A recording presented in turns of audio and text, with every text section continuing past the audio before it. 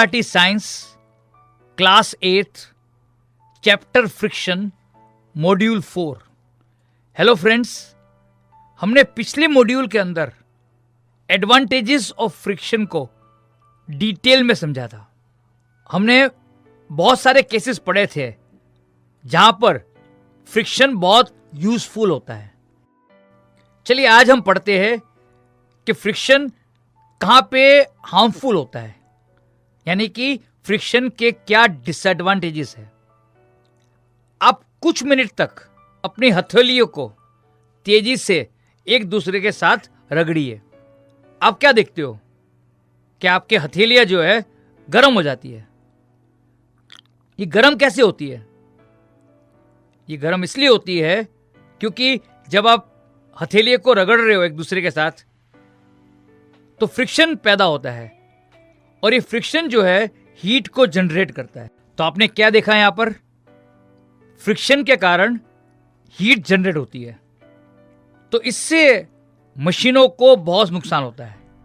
आपको पता है मशीन के अंदर बहुत सारे पार्ट्स होते हैं और ये पार्ट्स आपस में रगड़ते रहते हैं।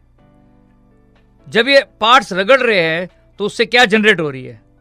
हीट जनरेट हो रही है, क्योंकि इन मूविंग पार्ट्स के बीच में फ्रिक्शन पैदा हो रहा है और यही हीट जो है उस मशीन को ग्रेजुअली डैमेज कर देती है। यानी फ्रिक्शन का सबसे बड़ा डिसएडवांटेज क्या है कि ये मशीन को डैमेज करती है। क्या समझे यहां पर? Friction causes damage to the machines. When the moving parts of a machine are rubbed together, a lot of heat is produced due to the friction between them. This heat can damage the machine gradually. तभी देखा होगा आपने कि कई साल के बाद आपको मशीन को चेंज करना पड़ता है। क्यों? क्योंकि उसके जो मूविंग पार्ट्स होते हैं वो आपस में रगड़ने के कारण फ्रिक्शन पैदा करती है और उसकी वजह से हीट जनरेट होती है और ये मशीन को डैमेज कर देती है। चलिए दूसरा डिसएडवांटेज फ्रिक्शन का पढ़ते हैं। जब आप नई गाड़ी खरीदते हो तो उसके टायर जो होते हैं वो भी नए होते हैं।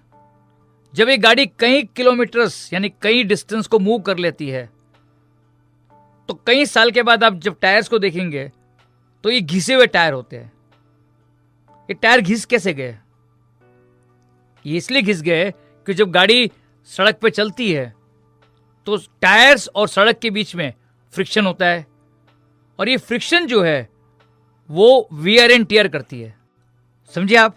इसलिए आपको कुछ साल के बाद टायर्स को चेंज करना पड़ता है। इसी तरह आपने जूते को भी देखा होगा। आपने 1 साल या 1.5 साल के बाद अगर आप इसके सोल को देखेंगे तो ये घिसे हुए होते हैं। ये क्यों घिस जाते हैं? वो इसलिए घिस जाते हैं क्योंकि आप जब चलते हो ग्राउंड में तो आपके शूज में और ग्राउंड के बीच में फ्रिक्शन होता है और ये फ्रिक्शन जो है आपके सोल को घिस देता है। तो आपने क्या देखा कि आपको कुछ साल के बाद अपने शूज को भी चेंज करना पड़ता है। देखा आपने नुकसान? अगर फ्रिक्शन ना होता तो शायद आपको शूज चेंज करने की जरूरत ही न पड़ती। तो क्या समझा आपने यहां पर? Friction causes wear and tear of the parts of the machine in contact. Therefore the life of the machine is reduced. Soles of shoes and tyres of vehicles wear out with gradual use. Therefore, the worn out pieces have to be replaced from time to time. है ना disadvantage friction का? चलिए अगला disadvantage पढ़ते हैं friction का। आपको पता है कि जब एक ऑब्जेक्ट दूसरे ऑब्जेक्ट के ऊपर मूव करता है तो नेचुरली फ्रिक्शन एक्ट करता है। यह फ्रिक्शन जो है एक ऑब्जेक्ट का मूवमेंट दूसरे ऑब्जेक्ट के ऊपर रेजिस्ट करता है, रोकने की कोशिश करता है। पता है ना आपको? Friction always opposes the relative motion between any two objects in contact. यानी कि एक ऑब्जेक्ट को अगर दूसरे ऑब्जेक्ट के ऊपर मूव करना है तो काफी एनर्जी उसकी स्पेंड होती है फ्रिक्शन को ओवरकम करने के लिए। तो क्या देखा आपने? फ्रिक्शन से जो एनर्जी होती है ऑब्जेक्ट की वो लूज कर जाती है, तो there is a loss of energy. एक एग्जांपल समझते हैं। जब कोई कार एक सड़क पे चल रही है तो नेचुरल बात है कि टायर्स और रोड के बीच में फ्रिक्शन होता है। अब गाड़ी को तो आगे मूव करना ही करना है, उसे फ्रिक्शन को ओवरकम करना होगा। इससे क्या होता है, एनर्जी लॉस हो रहा है फ्रिक्शन की वजह से। तो 10% पेट्रोल जो है गाड़ी का इसलिए खर्च होता है कि फ्रिक्शन को ओवरकम करने के लिए। तो नेचुरल बात है 10% फ्यूल आपका इसलिए बर्न हो रहा है कि गाड़ी और सड़क के बीच में फ्रिक्शन है। अगर फ्रिक्शन ना होता तो एनर्जी लॉस ना होता, फ्यूल ज्यादा बर्न नहीं होता। तो यहां पर फ्रिक्शन का डिसएडवांटेज है, और डिसएडवांटेज क्या है, लॉस ऑफ एनर्जी का। दस friction involves loss of energy. Extra energy is spent in overcoming friction. For example, as much as 10% of the petrol burned in a car is used to overcome the friction in the engine. नुकसान क्या हुआ, आपका fuel का खर्चा बढ़ गया। Thus it increases the expenditure on fuels. चलिए एक और डिसएडवांटेज पढ़ते हैं फ्रिक्शन का। जितनी भी मशीन्स होती है फ्रिक्शन की वजह से उसकी एफिशिएंसी कम हो जाती है। क्यों? क्योंकि जब भी कोई मशीन चलता है तो फ्रिक्शन की वजह से जो मूविंग पार्ट्स होता है वो अच्छे से काम नहीं कर पाता। इससे मशीन की एफिशिएंसी कम हो जाती है। इसलिए किसी भी मशीन की एफिशिएंसी कभी भी 100% नहीं होती, क्योंकि किसी मशीन की एफिशिएंसी को कम करने के लिए सबसे बड़ा रोल कौन प्ले करता है, फ्रिक्शन। फ्रिक्शन का डिसएडवांटेज क्या है, it reduces the efficiency of machines. Why? Because some of the force applied to run a machine is wasted in overcoming the friction between the moving parts. This reduces the efficiency of the machine. For this reason, the efficiency of any machine is not always 100%. तो आपने देखा कि friction के बहुत सारे disadvantages है। तो natural बात है हमें फ्रिक्शन को कम करना है। तो कौन कौन से तरीके से हम फ्रिक्शन को कम कर सकते हैं? हम फ्रिक्शन को भी जीरो नहीं कर सकते, कम जरूर कर सकते हैं। कैसे कर सकते हैं? तो पहला तरीका है लुब्रिकेटिंग का। कौन सा तरीका है? लुब्रिकेटिंग का।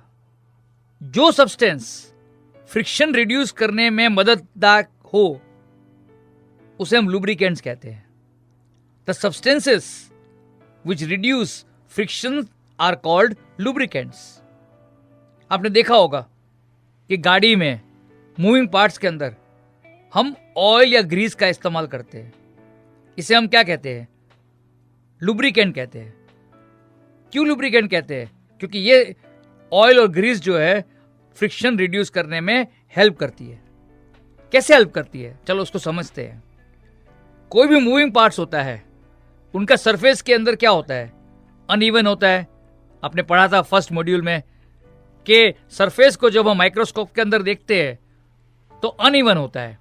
आपने देखा था कि माइक्रोस्कोप के अंदर जो सरफेस होता है उसके अंदर बहुत सारे हिल्स और वैलीज पाई जाती है। तो जब हम किसी मशीन के मूविंग पार्ट्स के बीच में ये लुब्रिकेंट्स लगाते हैं तो वहां इसकी एक पतली सी परत बन जाती है, जिसकी वजह से जो मूविंग पार्ट्स होते हैं सीधे एक दूसरे को रगड़ नहीं पाते, जिसकी वजह से फ्रिक्शन कम हो जाता है। तो आपने क्या समझा यहां पे? By using lubricant like oil और Greece, friction can be reduced.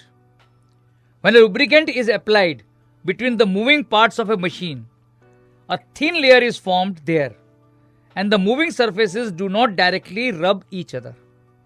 यानी जब भी आपको किसी भी moving parts of the machine को फ्रिक्शन कम करना हो तो आप क्या इस्तेमाल करेंगे? लुब्रिकेंट्स का। आप कैरम बोर्ड तो खेलते होंगे। कैरम बोर्ड खेलने के लिए पहले आप क्या करते हो? आप उस कैरम बोर्ड के ऊपर टेल्कम पाउडर बिछाते हो, डालते हो ना। क्यों डालते हो? ताकि आप स्मूथली अपने स्ट्राइकर को मूव करा सकते हो। अगर कैरम पाउडर डालते नहीं हो तो क्या होता है? तो आप देखेंगे कि आपका स्ट्राइकर जो है वो फास्ट मूव नहीं करता। ऐसा क्यों होता है? ये इसलिए होता है कि टेल्कम पाउडर जो है वो फ्रिक्शन को कम करता है, जिसकी वजह से आप जो है अपने कॉइन को फास्ट मूव करा सकते हो। समझे आप? तभी आप देखा होगा कि कैरम बोर्ड खेलने से पहले आप कैरम बोर्ड के ऊपर क्या डालते हो? Talcum powder. और टेल्कम पाउडर क्या है? ड्राई लुब्रिकेंट है। आपने पहले पढ़ा था ऑयल एंड ग्रीस, ये वेट लुब्रिकेंट है क्योंकि वो लिक्विड स्टेट में होता है। ये क्या है? Dry lubricant. तो what is talcum powder? It is a dry lubricant. Why it is used? Talcum powder reduces friction. A coin travels much faster on a powdered carom board than on a unpowdered carom board. मशीनों के अंदर भी हम dry lubricant का इस्तेमाल करते हैं। उसका एग्जाम्पल है ग्रेफाइट पाउडर। क्या? Graphite powder. तो मशीनों में अगर आपको ड्राई लुब्रिकेंट का इस्तेमाल करना हो तो किसका इस्तेमाल करेंगे आप? ग्रेफाइट पाउडर का। चलिए एक और तरीका पढ़ते हैं हम फ्रिक्शन कम करने का। आपको पता है कोई भी सरफेस होता है, अगर हम माइक्रोस्कोप के अंदर देखते हैं, अगर वो रफ सरफेस है तो बहुत ही इसके अंदर हिल्स और वैलीज मिलते हैं, जिसकी वजह से फ्रिक्शन ज्यादा होता है।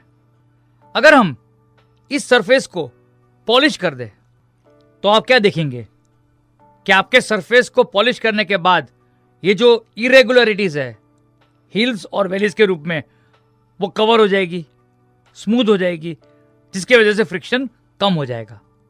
यानी कि आप फ्रिक्शन को पॉलिशिंग से भी रिड्यूस कर सकते हैं। When the surfaces are highly polished, the irregularities in the form of hills and valleys of the surfaces are covered, making them smoother. As the result friction is greatly reduced. एक और तरीका भी है friction कम करने का।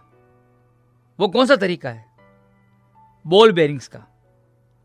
Ball bearing से भी आप फ्रिक्शन को कम कर सकते हैं। बॉल बेरिंग्स जो है वो स्लाइडिंग फ्रिक्शन को रोलिंग फ्रिक्शन में कन्वर्ट कर देता है, जिसकी वजह से फ्रिक्शन कम हो जाता है। कौन सा तरीका बताया हमने? बॉल बेरिंग्स का। बॉल बेरिंग्स को जब यूज करेंगे तो आपका फ्रिक्शन कम हो सकता है। आपने देखा होगा कि रोलर्स और व्हील्स भी इस्तेमाल करते हैं हैवी ऑब्जेक्ट्स के अंदर। आपने देखा होगा सूटकेसों के अंदर व्हील्स होते हैं, छोटे छोटे व्हील्स, जिसको रोलर्स बोलते हैं हम। ये क्यों लगाए जाते हैं? ताकि आप आसानी से सूटकेस को मूव करा सकते हो। यानी किसी भी हैवी ऑब्जेक्ट्स के अंदर व्हील्स लगा दीजिए, रोलर्स लगा दीजिए, तो आपका फ्रिक्शन रिड्यूस हो जाएगा। तो we can reduce friction by using rollers and wheels. Many heavy objects like suitcase are provided with small wheels called rollers to reduce friction, so they may be carried easily by pulling it. एक और तरीका भी friction कम करने का जो हमने पहले पढ़ा था मॉड्यूल्स में। किसी भी ऑब्जेक्ट को जो हवा में मूव करता है या पानी में मूव करता है, इसकी एक स्पेशल डिजाइन बनाते हैं। उस डिजाइन को क्या बोलते हैं? स्ट्रीमलाइन। तो क्या देखते हो आप कि किसी भी ऑब्जेक्ट को अगर आप स्ट्रीमलाइन कर दोगे तो उससे फ्रिक्शन रिड्यूस हो जाता है। याद है ना आपको? यानी फ्रिक्शन कम करने के लिए आप स्ट्रीमलाइनिंग कर सकते हो। तो when the bodies are streamlined, you are reducing the friction. So to reduce the friction of the objects in air and water, we streamline the objects. चलिए इस यूनिट को हम क्विकली रिवाइज कर लेते हैं। 1. Disadvantages of friction are: Number 1, it damages the machine gradually. Number 2, it causes wear and tear of the parts of the machine in contact. 3, it involves an expense of energy. 4, it reduces the efficiency of machines. 2, the substances which reduce friction are called lubricants. For example, oil, grease, talcum powder, and graphite powder. They are all examples of lubricants. 3. Ways of reducing friction are: 1. By using a lubricant. 2. By polishing. 3. By using ball bearings. 4. By using rollers and wheels. 5. By streamlining. Fourth point, ball bearings reduces the friction by converting sliding friction into rolling friction. समझ आया आपको? तो friends, अब आप इस module की exercise को लिखकर प्रैक्टिस कीजिए. हमें पूरी उम्मीद है कि आपके हर क्वेश्चंस आप इजीली, करेक्टली और विदाउट क्रेमिंग लिख पाएंगे. तो करिए इस मॉड्यूल की एक्सरसाइज.